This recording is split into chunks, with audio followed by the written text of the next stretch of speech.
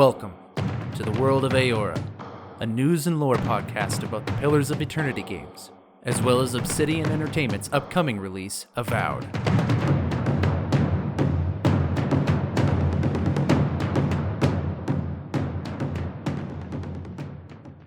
Hello everybody and welcome to another episode of the World of Eora. I'm your host, Eric, aka Gingerino. Thanks everybody for joining me on another episode as we dive into the history, lore, and game mechanics of Pillars of Eternity 1 and 2 as we gear up for the release of AVOWED from Obsidian Entertainment. As usual, for those of you wondering why we pair Pillars of Eternity with AVOWED, it's because they share the same fantasy setting known as Eora. And so, as the theory goes, if we dive into the history, game mechanics, and lore for the Pillars of Eternity games, we'll be able to understand AVOWED when it undergoes release, and thereby appreciate some of the nuances that Obsidian is sure to put into the game itself. Today's episode is surprisingly short considering the topic that we're going to be covering today. As I've mentioned in the last episode, I'm trying to hit all the big ticket items that I've missed up to this point, which again is kind of an embarrassment for me considering we're, at 50-something episodes, and we haven't talked about certain topics already, and that's my bad, but whatever. We're here, and that's what we're going to do. So, today, we're going to be talking about the human race as we see in the World of Eora from Pillars of Eternity and, well, AVOWED one day.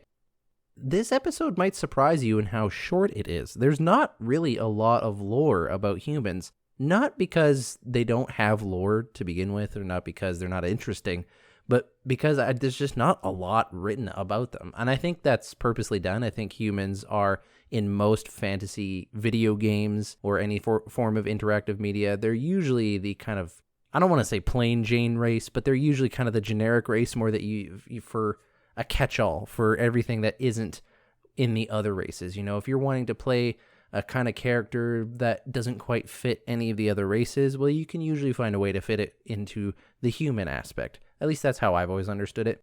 So we're going to go through the lore today of humans, what cultures they're in, what the differences are between certain types of humans.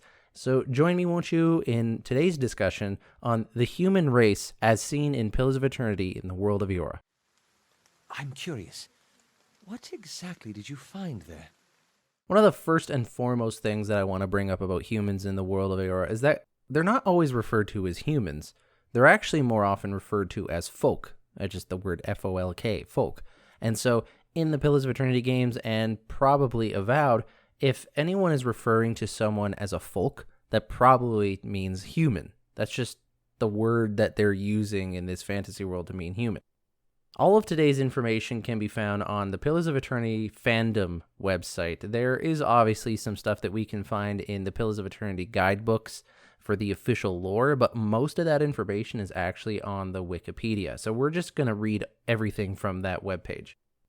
Humans in the World of Eora represent a large ethnic diversity, and actually that is represented by the fact that I believe they have the most subraces of any of the other races in the game. So like if you're in character creation mode for Pillars of Eternity 1 or 2 and you select one of the other main races, you usually get to pick between one or two subraces. Obviously godlikes a little bit different, but if you listen to my episode on godlikes or you know what they are, then you'll understand why there's a large array of subraces for them.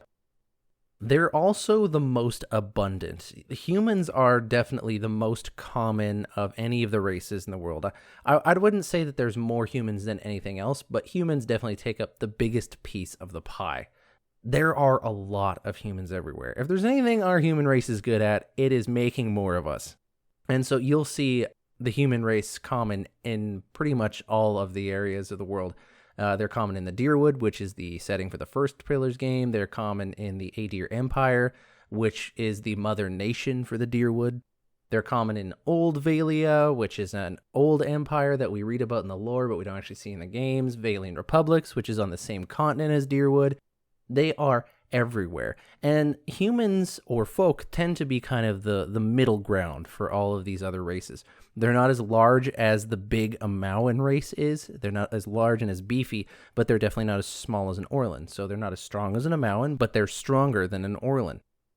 Humans in the World of Eora are just like any of the other races in the sense that they're just basically another race. They're just like the Orlans, they're just like the Elves, they're just like the Amaoans, except obviously they have their own unique physiology and makeup. The origin of humanity is not yet known. We don't know exactly where humans originated from. We don't know where most of the races originate from, but we have an ancient history for a lot of them. For example, the Pale Elves in World of Eora, we don't know where they started from, but we know at some point they migrated to the White That Wins in the World of Eora. And there's a big mystery as to why, but we know that's where a lot of the Pale Elves are. We also know, as if you listen to my previous episode on dwarves, that the dwarves of Eora tend to go around all over the place, and so we haven't really nailed down exactly where they start from, but we have this history of them traveling around the world. When it comes to humans, we don't really know where they came from, but we do know they are everywhere. So if you are in, say, the continent of Aedir, living in the Aedir Empire, you're very likely to run into meadow folk, which is going to be one of the subraces of humans that exist within this world. However, if you were to zoom out on the globe and then go down to somewhere like, say, Grand Valia or Old Valia, you might run into more ocean folk. And even then, if you left that area of the world and you went to the Dyrwood, which is the location for the first Pillars of Eternity game, and just north and east from the Dyrwood, in, I believe, the Ishatamil Plains, you would find savanna folk. So everywhere across the globe, there are different types of humans, but they are obviously different from each other. And so where they came from and why they're suffused in so many different locations and cultures and why they have enough time between them to have these physiological differences, we don't really know the story and the history of humans. And that's one thing that I think a lot of people like about that when looking at fantasy RPGs, is it allows you to read your own backstory and history into a lot of stuff, allows you to speculate and create things, especially if you're doing a tabletop role-playing game set in this world. So I mentioned 3 of the types of subraces so far. We have meadow folk, ocean folk, and savanna folk. There is a 4th one, which is introduced in the second Pillars of Eternity game, known as storm folk. And the lore around storm folk is very interesting. The hidden lore behind them is going to be featured on an episode about Yazuha and Reke, because that has to do with some pretty interesting speculation and endgame content from the second Pillars of Eternity game, and today we're just talking about the human race and the lore surrounding it. But don't worry, for those of you out there, we're going to talk a little bit about Stormfolk and what makes them interesting. So the first subrace of humans that we're going to talk about today are called Meadowfolk, or as they're known in their native Adiran tongue, Thyrtin, which just means fair in Adiran. Meadowfolk, or Thyrtin, are the humans that originate from the Aedir Empire, and they live alongside the Wood Elves of the Seathwood in that area, the Wood Elves being known as Skelterfolk in their native tongue. And so you have Thyrtin and Skelterfolk creating the Aedir Empire. Thyrtins originate from the far north of that continent, but they migrated south for unknown reasons towards the equator almost 10,000 years ago, and this is in reference to when Pillars of Eternity occurs, which is around 2823 AI, if you're trying to follow the calendar years. They have been near the equator for about 2,000 years, and they have lived along the edge of the Skelterfolk lands, which is the Wood Elves we were talking about. And they generally work in the open plains, which is where they get their name from. The features of a meadowfolk or Thyrtin is that they are thinner and they have more painted noses, thin lips, rectangular or oval face shapes, round, almond, or prominent eyes, deep-set eyes, and moderately strong brows. They have fair to light tan skin. Their hair is blonde, red, brown, or black. Texture is straight, wavy, or curly. Eyes can be blue, green, hazel, gray, violet, or brown. The second type of human that we run into is the ocean folk, or as they're known in their native Valian tongue, Kalbandra, which means warm ring. I'm not really 100% sure why the words for warm ring are translated to ocean folk or Kalbandra, but there you go. The Kalbandra originated near the equator on the other side of the world. It is believed that they migrated heavily due to the rapid cultural expansion in the last 2,000 years. Most cultures recognize that Kalbandra are currently the most widespread human ethnicity in this part of the world. And when I say this, this is all kind of relative to the Dyrwood from the first Pillars of Eternity game. The features of a Kalbandra are they have broad, flat noses, full lips, round, almond, or prominent eyes, mid to shallow set eyes, and strong brows. Their skin is light brown to extremely dark brown. Their hair can be rust brown, regular brown, or black hair. So these are the people that we generally see associated with the Valians. So if the Thyrtins are the people that we associate with Aedirans, the Kalbandra are the ones that we associate with the Valians. And you'll notice this kind of this design, at least from Obsidian Entertainment's point of view, of these old empires and them kind of having their own version of a human. So Aedir, one of the old empires of the world, they have Thyrtins, And the Grand or Old Valia, they have the Kalbandra. And then when we get into the old empires that existed on the Eastern Reach, which is where the Deerwood is, we're going to run into the Savannah folk there. And getting into the last type of human, known as Natlin, or Savannah folk, which means origin or original in the native tongue Kettle, we have this to read. The Natlin originated just south of the equator, north of Rayed Saris, which is another colony northeast of the Deerwood, first setting for the Pillars games. Though they have migrated north heavily, most of the ethnic group has remained in the same location for well over 10,000 years. So you have this other group, the Theertons. They migrated 10,000 years ago south on this one continent, but then on another continent on the other side of the world, we have the Natlins, who basically stayed in one place for 10,000 years. There are some cultural and anthropological indications that Natlin were near the Ingwithan culture at some time prior to its presumed downfall. The Ingwithans is an ancient civilization that left behind a lot of very important ruins with advanced technology, and it's very interesting and enigmatic as to what happened to them. And the Savannah folk, the Natlin, are presumed to have been alive around the time that the Ingwithans were around. But they were not part of their culture. They were two separate cultures. But Natlin-dominated cultures seemingly have no records of their interaction with the Ingwithans. The features of a Savannah folk are moderately broad noses, moderately full lips, almond or narrow eyes, sometimes with epicanthic folds, mid-set eyes, and shallow brows. Their skin is lightly tanned to dark tan skin with a warm reddish tone.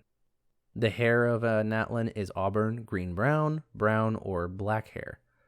The hair texture is straight or wavy, minimal, if any, facial hair. I like the green-brown. That's an interesting color for hair. Eyes are blue-green, hazel, dull orange, brown, or black. So there you go. A little bit of detail for you if you're getting into tabletop role-playing games and you want to play as a Natlin within the Deerwooden area or Ishadamil or wherever you're playing your game. That's where they're from. We don't know a lot about the Ishadamil Plains, which I don't even know how to technically pronounce it. I think it's Ishadamil, but whatever. It's Ixamitl, which I think is Ishadamil. This is located northeast of the Deerwood. The plains are a large expanse of fertile savannas that are extensively farmed by human and Orlan residences. Their culture is one of the oldest in the world, though one of the least imperialistic, having spread out little over the past several thousand years. That's the in-game definition for them, when you can pick them as a background. So there's not a lot that we know about them, although I would be very interested to learn more about them. I kind of actually hope that AVOWED features a heavy set of lore for this group of people, because it's clearly something that Obsidian had in mind. For instance, if you play the White March DLC expansion for the first Pillars of Eternity game and you get the companion Zawa, you can learn a little bit about his background and his culture, and the fact that he was trained in the Nalpazka monk order, which originally comes from a group of people related to Takan. And it's very interesting. Like, there's clearly some ideas that Obsidian had, but they never really got into it a lot. So I kind of hope for an Ishadamil location for AVOWED, but we'll see. Right now, the kind of unspoken consensus is that it's the Living Lands, but we don't really know for sure yet, so we'll see. And with that said, we come to the last kind of human that we see in Pillars of Eternity 1 or 2, and this one is featured in Pillars of Eternity 2, Deadfire. This subrace of folk is known as Stormfolk. Here is the in-game encyclopedia mention from the second Pillars of Eternity game for what they are. The Stormfolk are so named because they are believed to come from the lands east of Andra's Mortar, which is a name given to this large oceanic storm that is it's impassable. Well, apparently. Stormfolk are not often encountered in the Deadfire. So few Stormfolk have survived the journey that only a few have ever learned the languages of the Deadfire or the Eastern Reach.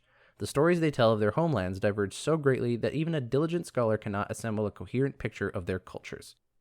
So here is what makes Stormfolk so interesting. The thing about Stormfolk is that they come from the other side of this impassable oceanic storm known as Andra's Mortar.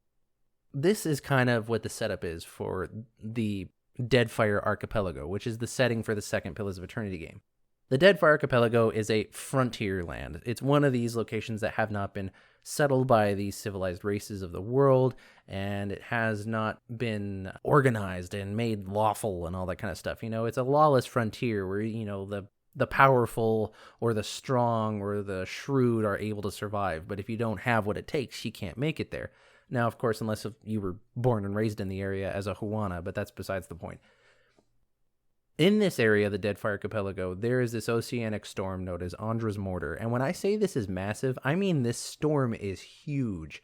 It's so big that it actually bars off exploration from an entire section of the globe that is Eora. So there's this large portion of the world that's just unexplored by modern people because nobody can get through Andra's Mortar.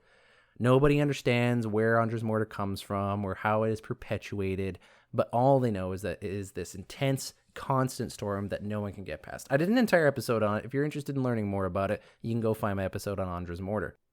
The thing that's interesting is that, people want to know what's on the other side of this oceanic storm that you cannot pass, that is just mysteriously always there. And the storm folk are people that come out of the storm. So apparently, on the other side of this storm is an entire culture of people. So even though everyone in the world is trying to get through this storm and they just can't do it because it's impassable, every now and then someone will come out of the storm. Eventually they'll learn the language of the local people that are around, but the stories that they hear of these cultures and homelands that exist on the other side of the storms, the stories are diverging so greatly that apparently even a diligent scholar cannot assemble a coherent picture of their culture. And who knows why that is. Maybe they're purposely trying to hide their culture so people won't find it, or maybe they want to take over, like they want to start invading, who knows? Or maybe their culture just changes a lot, or maybe storm folk come from different areas within the storms themselves, and there's actually just a myriad of cultures that exist within the storms. Who knows? And that's the mystery of the storm folk. If you play the second Pillars of Eternity game, if you have, I think it's the Beast of Winter DLC, you can end up actually getting a companion by the name of Reke, who is a storm folk, and you can learn a lot about him and the place that he comes from. They apparently come from this place known as Yazuha, and it's described as a vast expanse of hot and dry land bordered by mountains, with dust storms plaguing the heart of the nation known as Lipisalis. That's the name of the heart of the nation, so maybe a city or a part of the city. And the language that they speak is called Seki. There's so much more we can say about Yazuha and Reke and Lipisalis and all this stuff, and most of what we would say would be speculation. There's not a lot of concrete lore that we have, but what we do have is very interesting. And so there we have the storm folk, the most mysterious of the group. They look a lot like meadow folk. They have the fair skin, but they have freckles all over their skin, and they have long red hair, which can be straight or wavy. I don't know about curly. I don't think so. We don't have a thorough definition of their physical appearance, but they're essentially the redheads of the world, if that's what you want to go for. And the storm folk are super interesting. And I guess the last thing that we have to do now is ask ourselves, what are humans going to be like in AVOWED? Is an oath worth the weight of a crown? I think the most obvious answer to that question is that there will be humans in AVOWED. Considering humans are basically everywhere, that would be very shocking if it was not true, if there were not a lot of humans around. So you will most certainly run into humans. You will almost certainly have the chance to choose to be a human. If, and I hope this isn't true, but if Obsidian decides to prescribe us a character in AVOWED, so instead of you creating a character, you are just given one to play through the story of, there's a high chance it would be a human, because it's right down the middle. You're not barring people out of being able to participate in certain actions because they're not strong enough as a Maoan, or they're not small enough as an Orlan. Like, it's a safe bet to make the main character a human. So there's a decent chance that any of us out there playing AVOWED, you're going to be a human or have the opportunity to be one. And it's the widest array in terms of what type of human you want to be. And hopefully, if we can build our own character, there's an opportunity to be a Stormfolk, because I really want to learn more about what is going on with the Stormfolk. And besides your character being one, obviously there is going to be the opportunity to interact with other NPCs. The nice thing about the human races in Eora is that it's very indicative of the culture that they are from. That's also true of the other races, like Amauans. If you know how to tell the difference between island and coastal, then you could probably tell which culture they're from. But the thing about humans, especially since you and I are humans, and we're able to notice these differences on the fly, you can pretty much bet which ones are from where. You have the fairer skinned ones, the Theartons, they're from a deer, and you're going to have the darker toned ones, they're going to be from Valian republics. And then you have kind of the mid-fair to slightly darker tone ones, they can be Natlins. But for them, it'll depend a little bit on more of the facial features. I don't know if you recognize the differences when I was listing it. If that kind of detail is important to you, there's just a bit of facial feature differences for the Natlins there. When you see these humans in the game, you can know, oh, they're from that culture. And depending on what your character is, maybe you'll be able to relate to them easier, and you might get discounts on stuff, or they might offer you hints on quests. Who knows? You might be able to know, oh, this person is from here, or they have this kind of culture. What are you doing in this part of the world, right? Because if we're playing in the Living Lands, which is far away from pretty much all these places, then a question comes up of why would you see a Natlin? Because if you remember me saying, Natlins stayed in one place for 10,000 years. They don't move around a lot. So why are you on the other side of the world, my friend? It might be a quest that you get from them. There might be a story there to learn about. Other than that, I can't think of anything that would deeply impact the gameplay in Avowed.